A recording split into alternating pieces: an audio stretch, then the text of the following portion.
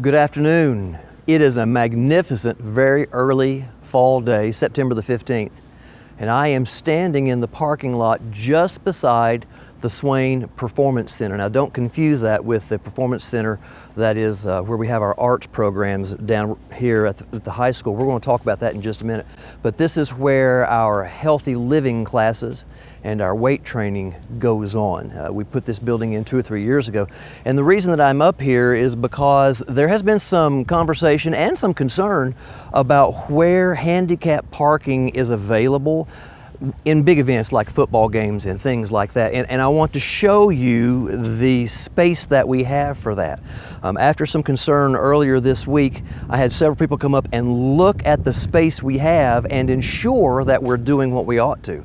And so, all the way down from about where I'm standing, all the way down next to the bank, and all the way along the front end or the side of this performance center, and all the way down the front is handicap. That is designed for someone who has one of those handicap placards that you can put on your mirror or in your car. So if you want to park in one of those, you need to make sure that the parking attendants see that, and then their job is to help get you into those at no cost. You can park in these spots with a handicapped placard for no cost at all. Now there is a section where you can pay for parking. It's first come, first serve, and it's over here in this area that we call the green lot. I think that you'll see that we call it that because it's a grass field basically. This is parking for those who get here first if you want to and are willing to pay $5. That $5 is a way that our sports teams, our different athletic organizations have of perhaps raising some money. All of the money from this goes straight to a team. For example, this Friday when we're playing, I believe, the team from Georgia, the money is going to go towards the soccer program. I think I'm correct in saying that last week all of the funding that came out of this actually went to the wrestling program.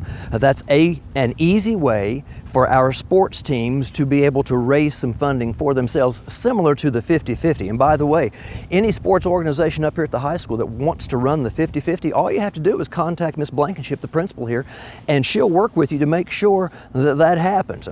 So these are our parking options for those who have a handicap sticker or for those who want to get here early. Now there is another section that I want to alert you to, and it's called our van section. And what that means is we have to have 2 areas where vans can park and they can unload perhaps wheelchairs or other handicap accessible needs. And those are over next to the fence here at the top and also over next to the fence down at the visitors entrance. We need you to be aware of those as well. Some people have wondered why we don't have handicap parking down behind the visitor stands. That's because by law, we're only required to have 1 handicap parking area for every 25 other parking spots. We have about 40 handicap slots just up here next to the Swain Performance Center, and that far exceeds what we have to have. And the reason that we have them up here is because having them close to this entrance gate up here at the home side, it makes an easier transition from the car over to the stadium rather than having people walk up the hill and having to go in. So I hope that that helps clear some confusion. And what I've learned in my time in this job and as the administrator is that very often our frustrations come from the fact that we just don't understand. And perhaps our school system, perhaps I haven't communicated these pieces to you well enough. Please share this video with others so that they understand that on big events, we have handicap parking and it's very ample. This area out here is a fundraiser for sports events. And we're also looking at how we might be able to adjust some things in other areas. For example, down at the Swain Arts Center. This week at the Arts Center, we had an opportunity to bring back a performing artist, and his name is Roger Day. And we had a pre-K kindergarten program, and also a first and second grade program for obviously Bright Adventures and both East and West. And he came and he was the first person to use a brand new sound system that was in place, that we put in place this summer. The students absolutely loved seeing Mr. Day again. In fact, I have heard quotes from some of our staff that said this is one of the best programs that has ever come through. He was so engaging with our students.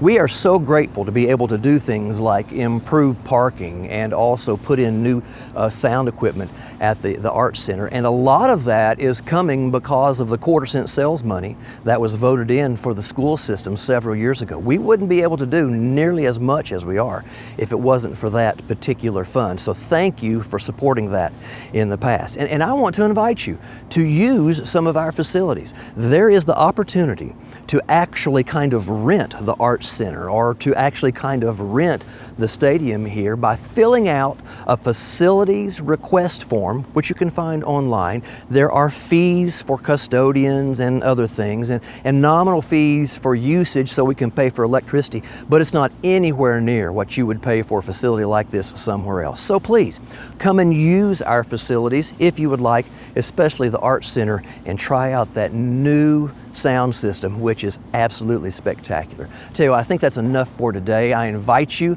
to be part of our school system in any way that you can. We are grateful to be part of your family.